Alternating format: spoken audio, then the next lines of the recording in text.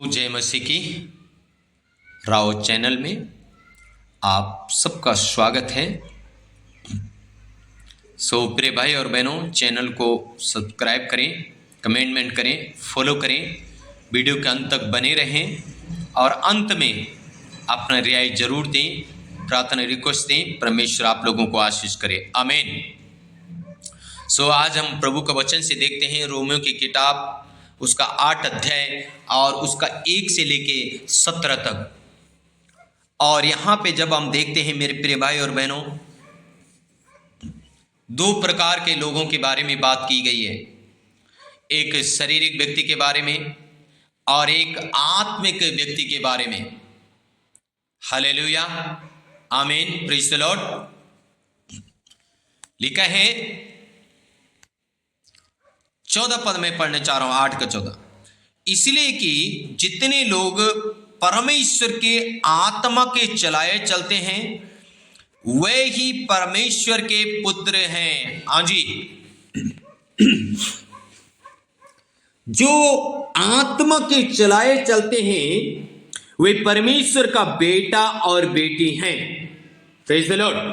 मेरे प्रिय भाई और बहनों, हम परमेश्वर की आत्मा का अगुवाई में चलें। हालेलुया। 2 प्रकार के लोग हैं आज मसीह में, एक है शारीरिक और एक है आत्मिक। शारीरिक व्यक्ति प्रार्थना भी करता है, उपवास भी करता है, संगति भी करता है, लेकिन आखिरी में वो शरीर में। और एक है आत्मिक व्यक्ति, वो आत्मा में चलता है। आमीन। हनोक के बारे में उत्पत्ति की किताब में लिखा है, हनोक परमेश्वर के संग संग चला और एक दिन परमेश्वर ने उसको जीवित ऊपर स्वर्ग में उठा लिया गया, क्योंकि वो आत्मा के अनुसार परमेश्वर के साथ चलता था। एक आत्मिक जीवन था उसके इस संसार में। प्रिय भाई और बहनों, आज आप कर मेरे एक आत्मिक जीवन हो जाए। आज आप में एक आत्मिक जीवन में चले।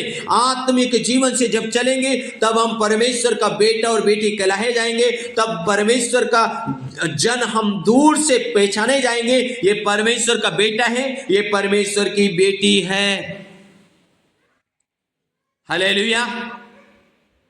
लिखा है 8 का 13, क्योंकि यदि तुम शरीर के अनुसार दिन काटोगे तो मरोगे, यदि आत्मा से देह की क्रियाओं को मारोगे तो जीवित रहोगे। हाँ जी, क्योंकि तुम यदि शरीर के अनुसार दिन काटोगे तो क्या होगा? मरोगे। मेरे प्रिय भाइयों और बहनों, अब्राहम के बारे में हम सब जानते। अब्राहम एक आत्मिक व्यक्ति था और उसके साथ उसका भतीजा लूत भी आया।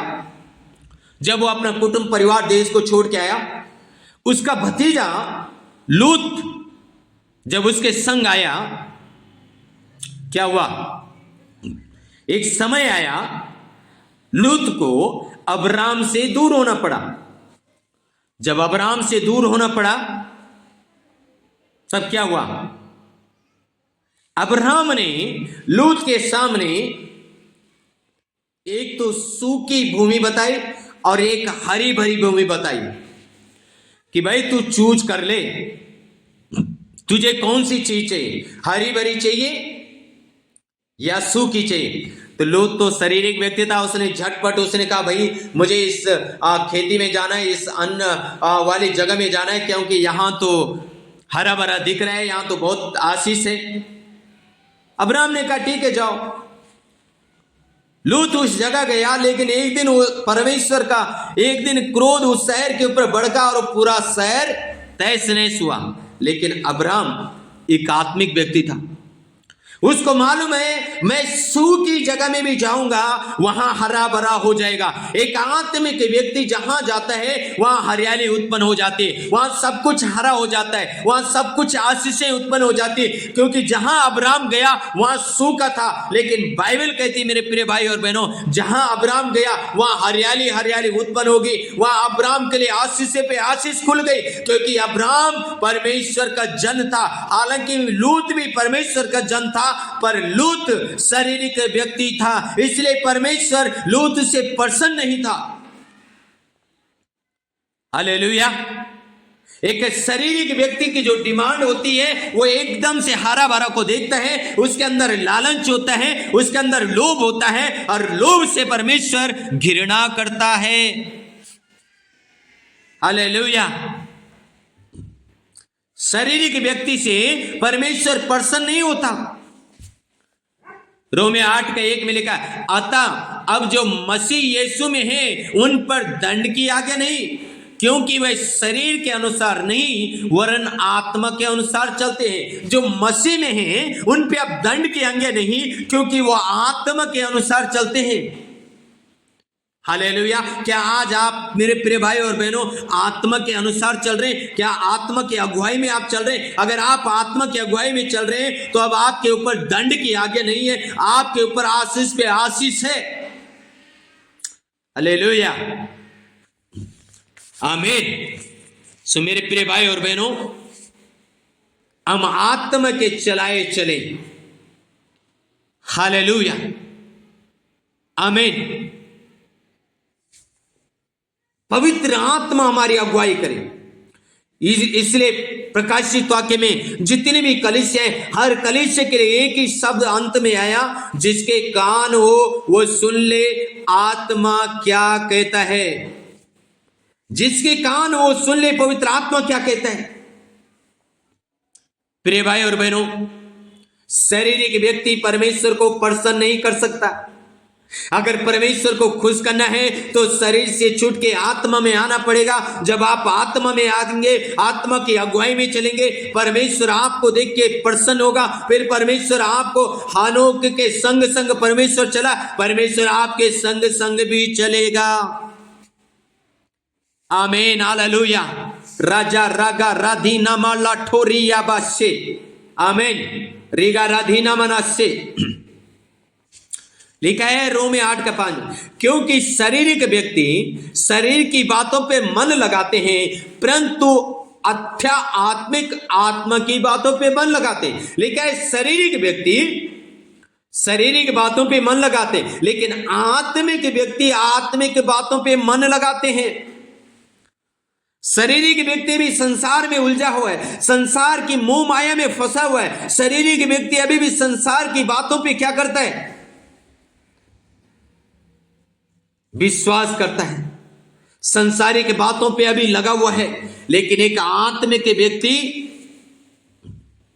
आत्मिक बातों पे मन लगाता है। Hallelujah, hallelujah. वो संसार के मोह माया में नहीं फंसता, संसार के जाल में नहीं फंसता, संसार के पाप में नहीं फंसता। आमीन। लिखा है 7 पद में, 6 पद में, शरीर पे मन लगाना तो मृत्यु है, परंतु आत्मा पर मन लगाना जीवन और शांति है। हाँ जी, शरीर पे मन लगाना क्या है? मृत्यु है। कौन सी मृत्यु? जो आदम की हवा की मृत्यु हुई। आदम और हवा आत्मिक रीति से मर गए थे। जो लोग शरीर पे आज मन लगाते हैं वो आज आत्मिक रीति से मरे हुए हैं। हालेलुया। इसलिए मैंने कहा मसीह में आज 2 प्रकार के लोग हैं, एक शारीरिक है और एक आत्मिक है। तो शारीरिक व्यक्ति से परमेश्वर प्रसन्न नहीं है, तो शारीरिक व्यक्ति की प्रार्थना सुनी नहीं जाएगी। शारीरिक व्यक्ति की प्रार्थना से परमेश्वर घृणा करता है। हालेलुया। राजा रबना का संदो रिखा नमाना से, पर जो आत्मा में मन लगाता है वो जीवन को पाता है और शांति को पाता है। तो आज जिसके जीवन में शांति नहीं है, इसका मतलब वो शरीर में है। हालेलुया। वो अभी आत्मा में नहीं आ पाया, आत्मा में जन्म नहीं लिया, आत्मा में नहीं बढ़ा, आत्मा में बढ़ोतरी नहीं हुई, आत्मा में उन्नति नहीं हुई, इसलिए जीवन में शांति नहीं है। हालेलुया, आमीन। 7 पद में लिखा है, क्योंकि शरीर पे मन लगाना तो परमेश्वर से बैर रखना है। हाँ जी, अगर आप शरीर पे मन लगाते हैं तो आप परमेश्वर से बैर करते हैं, क्योंकि ना तो परमेश्वर की व्यवस्था के अधीन है और ना ही हो सकता है। 8 पद में, और जो शारीरिक दशा में है वे परमेश्वर को प्रसन्न नहीं कर सकते। शारीरिक व्यक्ति परमेश्वर को खुश नहीं कर सकता। हालेलुया। 9 पद, परंतु जबकि परमेश्वर का आत्मा तुम में बसता है तो तुम शारीरिक दशा में नहीं परंतु आत्मिक दशा में हो। तुम कौन सी? आत्मिक दशा में हो। हालेलुया, आमीन। यदि किसी में मसीह का आत्मा नहीं तो वो उसका जन नहीं। हाँ जी, यदि परमेश्वर का आत्मा हम में नहीं है तो हम उसके जन नहीं है। यदि मसीह तुम में है तो देह पाप के कारण मरी हुई है परंतु आत्मा धर्म के कारण जीवित है। यदि उसी की आत्मा जिसने यीशु को मरे हुए में से जिलाया तुम में बसा हुआ है तो जिसने मसीह को मरे हुए में से जिलाया वो तुम्हारे नासवार देह को भी अपनी आत्मा के द्वारा तुम में बसा हुआ है जिलाएगा। हालेलुया। प्रिय भाई और बहनों, जिस पवित्र आत्मा ने यीशु मसीह को कब्र से बाहर निकाल दिया, जिंदा खड़ा कर दिया, वो आत्मा आज आपको मरी हुई आत्मा में है तो वो आत्मा आज आपको नया सिरे से जन्म दे सकता है और आप नए सिरे से उन्नति कर सकते हैं। आप आत्मा में आ सकते हैं, आप आशीषित हो सकते हैं, आप फलवंत हो सकते हैं, आप बढ़ सकते हैं। इसलिए यीशु मसीह के सामर्थ्य नाम में अगर आप शरीर में हैं तो पश्चाताप करें और प्रभु से बोले, प्रभु मुझे आत्मा में नया जन्म दे दे, मैं आत्मिक रीति से बढ़ूं, आत्मा के अनुसार चलूं ताकि मैं आपका बेटा और बेटी कहलाऊं और आपकी तारीफ प्रशंसा मैं कर सकूं। आमीन, आमीन। सो के गॉड ब्लेस यू ऑल। प्रभु आशीष दे। जय मसीह की।